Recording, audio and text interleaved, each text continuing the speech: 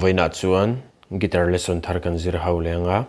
voina kan zir ho le tur chu Vohbik in Engmahin chhang lo ti hla sakha an sakha guitar Perhdan kan zir hawang hele ke po first fret a karon wanga lai chu C sharp in la ke po first fret a karon wa chun C kan langa nyama G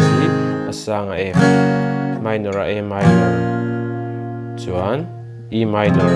D minor hi kan hmang bokanga chuan C7 hi kan hmang telanga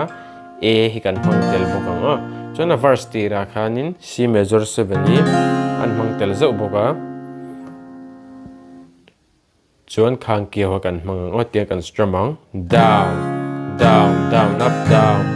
down down up kana kan jam le charang down down down up down down down up ti khana la pum pui chu kan strumang la nen karon play mil lenga uluk de vinilo ngai thale don nya